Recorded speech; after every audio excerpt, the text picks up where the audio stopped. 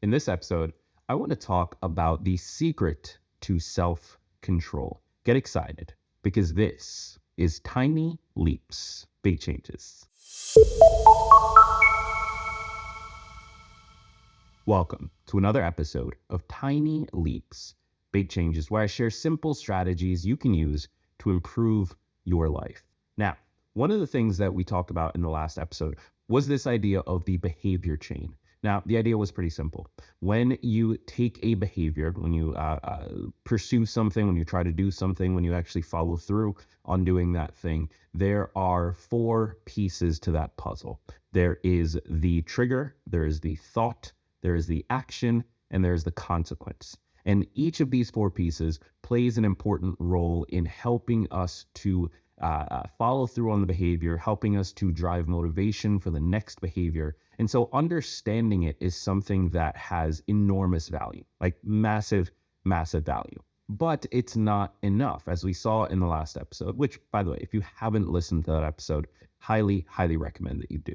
But as we saw in the last episode, it's not enough to just understand the system. That doesn't necessarily make it possible for you to change the situation that you're in. Because while in theory, the idea is if you change certain things at the top of that process, so for example, the initial trigger or your response, the thought to that trigger, in theory, you should be able to change the action and therefore the consequences. But it's not that easy.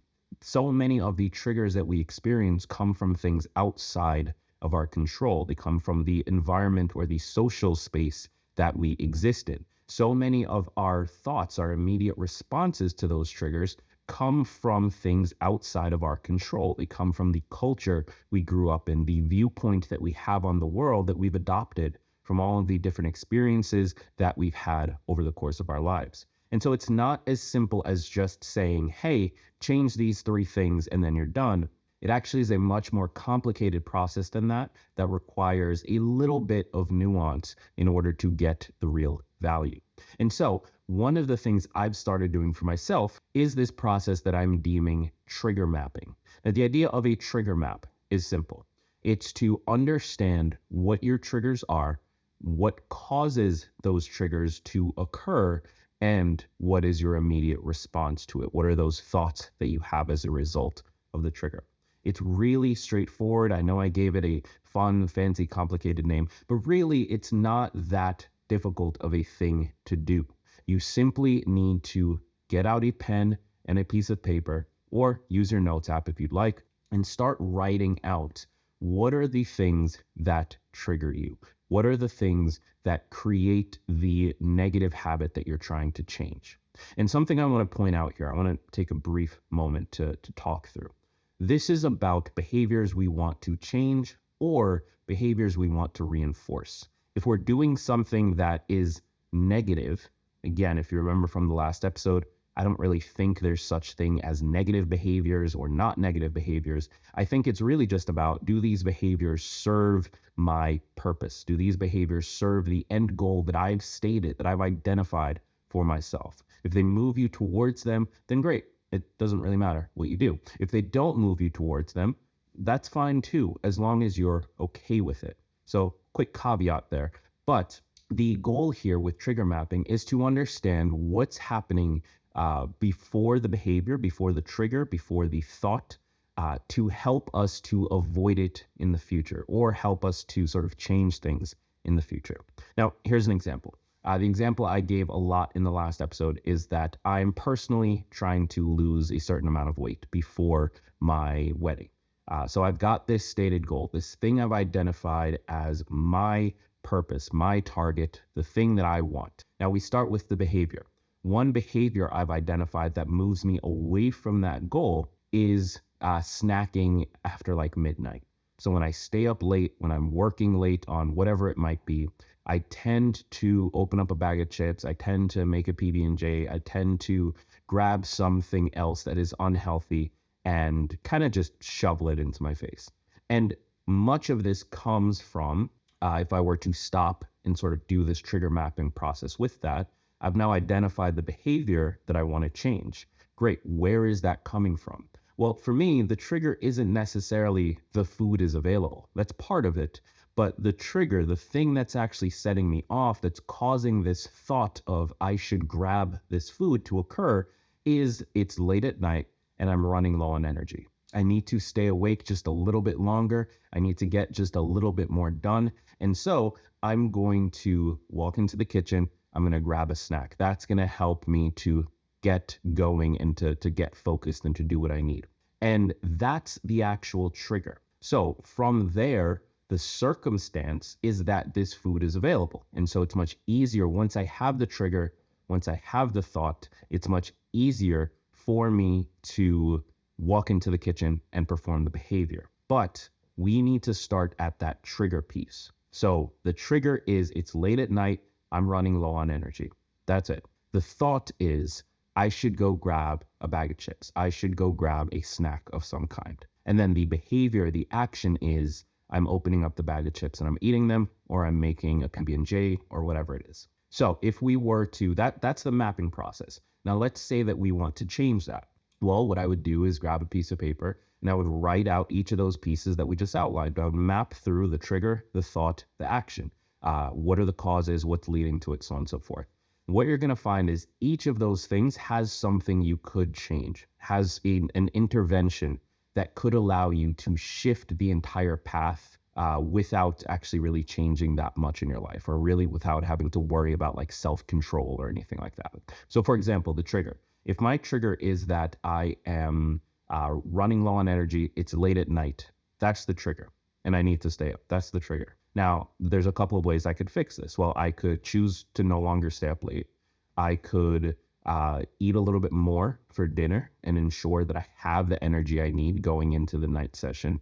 I could try to drink a little bit more water. I could work out. I could do any number of things that would help me to sort of sustain my energy going into that night session. I could even go as far back as the previous day, where I choose not to stay up late one night because I know I'm going to need to the next night. And so I'm getting a great night of sleep the night before to help sort of push me through the next day. So there's any number of these things that if you really look at it, if you really start to map this out, you can see there's a lot of different changes I could make that lead to a better outcome in relationship to this trigger. Now let's talk about the thought. So the thought for me is, I've had this trigger. The thought is I should go into the kitchen and grab a snack. Now, when this occurs, the thought isn't necessarily going to change. That's the thing, right? It's an immediate reaction. It comes from any number of places, and it's really hard to have that intervention. Now, you might be able to, and this is something they teach in therapy a lot, you might be able to sort of like experience the thought, identify, name it, and choose to sort of take a different action. And that's something we're going to talk about in a second. But the thought is probably still going to occur, at least until you break the habit of this behavior you're trying to change. So the thought, I'm not going to worry too much about changing. What I am going to try to do is change those triggers so that the thought never really occurs. And then I'm also, when I do have the thought, I'm just going to note it. I'm just going to write it down, or maybe I don't even write it down. Maybe I just consciously say like, this is this thought happening. And what this does is it gives you consciousness. It gives you awareness of what's going on. You can see this chain occurring because you are naming it, because you are choosing to pay attention and be mindful of it. This is one of the biggest benefits of like mindfulness and staying sort of in tune with your body, is when you start to notice these thoughts occurring and are able to intervene on the action, on the behavior, the response to that thought, you're able to create a scenario where even though you had the thought, you still created the outcome you wanted. So let's move on now to the behavior, the action. So we've mapped out the trigger. We know what's going on. We know all the things we could change there. Let's say the trigger still occurs. The thought probably going to occur as well in response to that, sort of done immediately. The behavior, the action, this is where you can have some more intervention. So let's say that you have the thought, I should go in the kitchen and grab a snack. The behavior is, which snack do you grab? So this is where you could plan ahead of time and make sure you don't have these particular foods easily available. If that's your goal, you could plan ahead of time and sort of prepare a snack. So something that's just really easy to grab. You could, if you like your apples sliced up, you could pre-slice them up, because you know at midnight, at 2 a.m., whatever it is, you're going to have this thought. You're going to go into the kitchen and boom, you've already got a snack prepared. The goal here is using the time that you have before the trigger thought action occurs. You can prepare yourself and make it significantly easier to follow through on the behavior that you want, behavior that moves you towards your goal versus the behavior that moves you away from it. But, and I want to drive this home, most of the work comes in that planning. Most of the work could be shifted by simply changing the trigger, by simply getting ahead of a series of events that you know is going to happen if you do not take action. So that's the point of trigger mapping. It's not necessarily to get super scientific and change any individual thing. It's more so, let's start thinking about these behaviors. Let's start thinking about the triggers that lead into the behaviors, the thoughts and responses that we have to those triggers, and the actions. And within that, what are the pieces that we could potentially have control over to change the outcome and the consequences? That's the important part of this. So to recap, the process of trigger mapping, it's not that complicated. It's actually very straightforward. It's simply going through your life, living, experiencing, but being thoughtful, being mindful about the behaviors you are trying to change or the behaviors you're trying to continue, the behaviors that you want to keep going back to and make sure that you are doing over and over again. Being thoughtful about what leads to those behaviors, being thoughtful about the parts that you can control to shift the behavior map, the trigger map in your favor, and then being thoughtful about the actions that we take and the planning that we do to lead into it. So the process is very straightforward. When you have the trigger, sit down and identify it. What is actually the trigger here? What is the feeling you have that is leading to this thought? Then what is the thought? What is that immediate response that you have? Where does that come from? And lastly, what is the action? What is the behavior itself? If you can start with this process and just start mapping it out with no other changes being made, I think you'll find yourself more aware of what it is you're dealing with, more aware of what these struggles are that are making it challenging to get behaviors to stick or to break out of behaviors that you no longer want to participate in.